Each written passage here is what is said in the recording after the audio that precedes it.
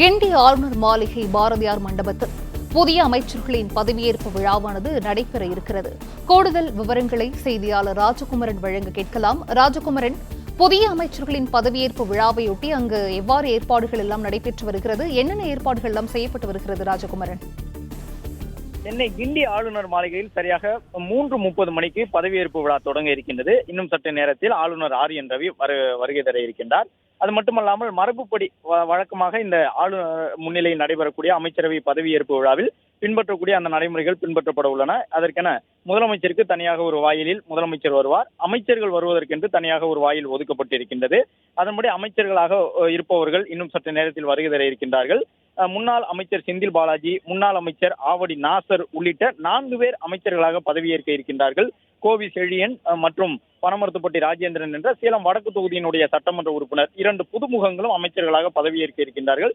குறிப்பாக முன்னாள் அமைச்சர் ஆவடி நாசர் இன்னும் சற்று நேரத்தில் மீண்டும் அமைச்சராக பதவியேற்க இருக்கின்றார். இந்த அரசு அமைந்த பிறகு அமைச்சரவையிலிருந்து விடுவிக்கப்பட்டிருந்த நாசர் ஒரு இடைவெளிக்கு பிறகு மீண்டும் அமைச்சரவைக்குள் ஈர்த்துக் கொள்ளப்பட்டிருக்கின்றார். அதற்காக அமைச்சராக பதவியேற்றுக் கொள்வதற்காக தற்பொழுது தன்னுடைய ஆதரவாளர்களுடன் முன்னாள் அமைச்சர் நாசர் இந்த ஆளுநர் மாளிகையில் நடைபெறக்கூடிய பதவியேற்பு விழாவின் பாரதியார் அரங்கிற்கு வருகை தந்திருக்கின்றார். திமுகவினுடைய முன்னணியினர் இங்கு ஏற்கனவே காத்திருக்கின்றார்கள். அவர்கள் முன்னாள் அமைச்சர் ஆவடி நாசர் இன்னும் சற்று நேரத்தில் அமைச்சராக பதவியேற்றுக் கொள்ள உள்ள நிலையில் அவரை மலர்ந்த முகத்தோடு வரவேற்பு தெரிவித்திருந்தார்கள். அவருக்கு புன்னகையோடு ஆவடி நாசரும் சென்றிருக்கிறார். இன்னும் சற்று நேரத்தில் அவர் அமைச்சராக பதவியேற்றுக் கொண்ட பிறகு அவருக்கென ஒதுக்கப்பட்டிருக்கக்கூடிய அந்த கார் வழங்கப்படும். அமைச்சர்களுக்கு என்று ஒதுக்கப்பட்டிருக்கக்கூடிய கார்கள் இன்னும் சற்று நேரத்தில் ஆளுநர் மாளிகை வளாகத்திற்கு எடுத்து வரும். அமைச்சராக பதவியேற்றுக் கொண்டவர்கள் அந்த காரில் இருந்தே ஆளுநர் மாளிகையினுடைய தர்பார் அரங்கான மகாகவி பாரதியார் அரங்கிலிருந்து புறப்பட்டு செல்வார்கள். அதற்காக இன்னும் சற்று நேரத்தில் 4 அமைச்சர்களுக்கும் வழங்கப்பட உள்ள கார்கள் எடுத்து வரப்படும். ஆவடி நாசர் மட்டுமல்லாமல் முன்னாள் அமைச்சர் செந்தில் பாலாஜியும் இந்த அரசில் மின்சாரம், மதுவிலக்கு, ஆயத்தீர்வைத்துறை என்று 3 முக்கிய துறைகளினுடைய மூத்த அமைச்சராக இருந்தவர். வழக்குகள் காரணமாக தன்னுடைய அந்த அமைச்சர் பதவியை அவர் ராஜினாமா செய்திருந்த நிலையில் மீண்டும் அமைச்சரவைக்குள் இடம்பெற்றிருக்கின்றார். இன்னும் சற்று நேரத்தில் செந்தில் பாலாஜியும் தன்னுடைய ஆதரவாளர்கள் ஓரிருவருடன் வருகை தர இருக்கின்றார். அவர் வந்த பிறகு அவர்கள் அனைவரும் பாரதியார் அரங்கில் நடைபெறக்கூடிய பதவியேற்பு விழாவில் பங்கேற்கின்றார்கள். முதலமைச்சர் மு.க. ஸ்டாலின் மட்டுமல்லாமல் துணை முதலமைச்சராக அறிவிக்கப்பட்டிருக்கக்கூடிய உதயநிதி ஸ்டாலின் உள்ளிட்டவர்கள் பங்கேற்க இருக்கின்றார்கள்.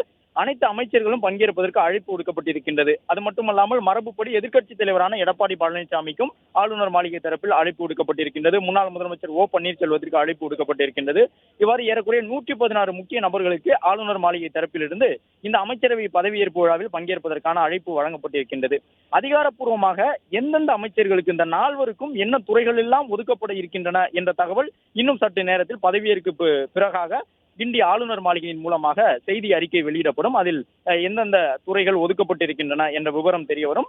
அதே நேரம் முன்னாள் அமைச்சர் செந்தில் பாலாஜி இன்னும் சற்று நேரத்தில் அமைச்சராக பொறுப்பேற்றுக் கொண்ட பிறகு அவர் பெரிதும் விரும்பக்கூடிய மின்சாரத்துறை அவர் வசம் ஒப்படைக்கப்படும் என்ற ஒரு எதிர்பார்ப்பு இருக்கின்றது. அது மட்டுமல்லாமல் உயர்கல்வித்துறை அமைச்சராக இருந்த பொன்முடி வனத்துறைக்கு தற்போது மாற்றம் செய்யப்பட்டிருக்கின்றார்.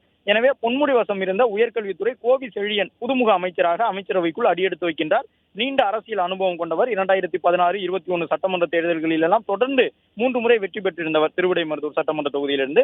எனவே அவர் நீண்ட அரசியல் அனுபவம் கொண்டிருக்கக்கூடிய சூழ்நிலையில் புதுமுக அமைச்சராக உயர்கல்வித்துறையின் அமைச்சராக கோவி செழியன் பொறுப்பேற்றுக் கொள்வார் என்கின்ற ஒரு எதிர்பார்ப்பு இருக்கின்றது. அதே போன்று பனமரத்துப்பட்டி ராஜேந்திரன் சுற்றுலாத்துறையினுடைய அமைச்சராக பொறுப்பேற்றுக் கொள்வார் என்கின்ற ஒரு தகவல் இருக்கின்றது. அது மட்டுமல்லாமல் மொத்தமாக 4 அமைச்சர்களுக்கும் துறைகள் ஒதுக்கீடு செய்யப்பட்டு அது குறித்த அறிவிப்பு வெளியாக இருக்கின்றது. முன்னாள் அமைச்சர் செந்தில் பாலாஜி ஆவடி நாசரை பொறுத்தவரை செஞ்சி மஸ்தான் அமைச்சரவையிலிருந்து விடுவிக்கப்பட்டிருக்கின்றார். அவர் வசம் இருந்த அயலக தமிழர் நலத்துறை ஒப்படைக்கப்பட இருக்கின்றது. சிறுபான்மையினர் நலத்துறை ஆவடி நாசர் வசம் ஒப்படைக்கப்பட இருக்கின்றது. ஏற்கனவே இந்த அரசில் அவர் பால்வளத்துறை அமைச்சராக இருந்தார். அதன் பிறகுதான் நாசர் சில காரணங்களுக்காக அமைச்சரவையிலிருந்து விடுவிக்கப்பட்டிருந்தார். மீண்டும் அவர் அமைச்சராக கூடிய சூழ்நிலையில் ஏற்கனவே அவர் வகித்து வந்த பால்வளத்துறை இந்த முறை வழங்கப்படவில்லை. அதே நேரம் செஞ்சி மஸ்தான் வகித்து வந்த சிறுபான்மையினர் நலத்துறை மற்றும் வெளிநாடு வாழ் தமிழர் நலத்துறை உள்ளிட்ட துறைகள் அவர் வசம் ஒப்படைக்கப்பட இருக்கின்றன. அமைச்சர்களாக பொறுப்பேற்க உள்ள 4 இன்னும் சற்று நேரத்தில் வருகை தர இருக்கின்றார்கள். ஆவடி நாசர் வந்திருக்கின்றார். அவர்களுக்கான வழக்கமாகவே அமைச்சர்கள் பொறுப்பேற்றுக் கொண்டவுடன் இந்த அரங்கிற்கு அருகிலேயே அந்த கார் கொண்டு வந்து நிறுத்தப்படும். இனோவா வாகனம் அமைச்சர்களுக்கு வழங்கப்படக்கூடிய கார் அலங்கரிக்கப்பட்டு அந்த கார் கொண்டு வந்து நிறுத்தப்படும். அதில் ஏறி அவர்கள் அமைச்சர்களாக புறப்பட்டு செல்வார்கள். அதற்காக கார்களை எடுத்து வரக்கூடிய பணிகள் தொடங்கி இருக்கின்றன. அது மட்டுமல்லாமல் வரக்கூடிய அனைவரும் அழைப்புதல் வழங்கப்பட்டு பங்கேற்கக்கூடியவர்கள் நீண்ட சோதனைக்கு பிறகு அனுமதிக்கப்பட்டு வருகின்றார்கள். முதலமைச்சர் மு.க. ஸ்டாலின் இன்னும் சற்று நேரத்தில் வருகை தர இருக்கின்றார். துணை முதலமைச்சராக பொறுப்பேற்க உள்ள உதயநிதி ஸ்டாலின் இன்னும் சற்று நேரத்தில் வருகை தர இருக்கின்றார். அமைச்சர்கள் ஆளுநர் மாளிகை தரப்பில் அறிவுறுத்தி இருக்கின்றார்கள். எனவே குடும்ப உறுப்பினர்களாக 40 பேர் வருகை தர இருக்கின்றார்கள். ஆளுநர் மாளிகையில் நடைபெறக்கூடிய இந்த அமைச்சரவை மாற்றத்திற்கான நிகழ்வு என்பது 5வது முறையாக தமிழக அரசில் அமைச்சரவை மாற்றப்படுகின்றது. இதற்கு முன்பாக 4 முறை, குறிப்பாக முன்னாள் அமைச்சர் செந்தில் பாலாஜி அவர் அமைச்சர் பதவியை ராஜினாமா செய்திருந்த சூழ்நிலையோடு சேர்த்து மொத்தமாக 4 முறை அமைச்சரவையில் மாறுதல் செய்யப்பட்டிருந்தது. 5வது முறையாக தற்பொழுது இந்த அரசில் அமைச்சரவை மாற்றப்படுகின்றது. பல்வேறு அமைச்சர்களுக்கு இடையில் துறைகள் மாற்றப்படுகின்றன.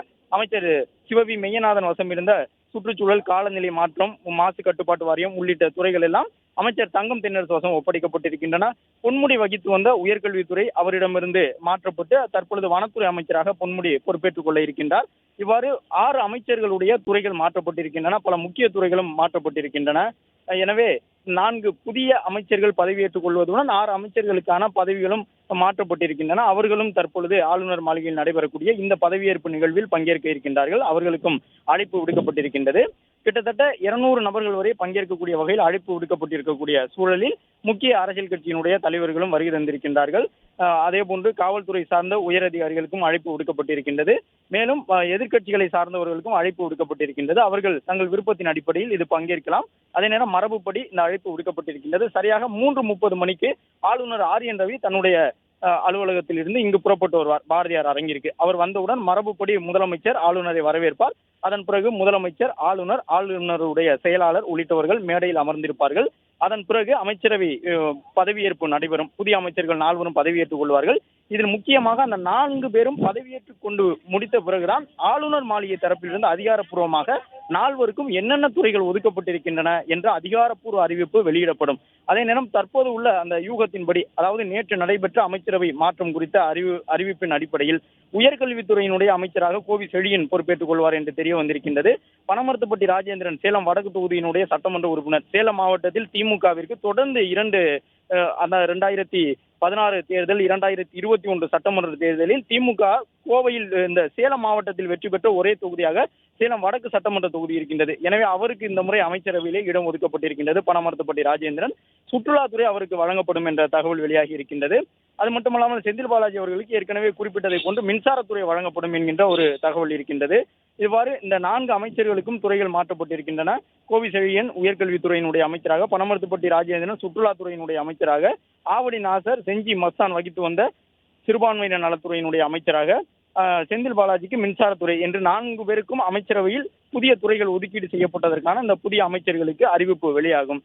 அது மட்டுமல்லாமல் இப்போது முதலமைச்சரோடு சேர்த்து 35 சட்டமன்ற உறுப்பினர்கள் அமைச்சர்களாக இருக்கின்றார்கள். முதலமைச்சரோடு சேர்த்து 35 அமைச்சர்கள் தமிழக அமைச்சரவையில் இடம்பெற்றிருக்கின்றார்கள்.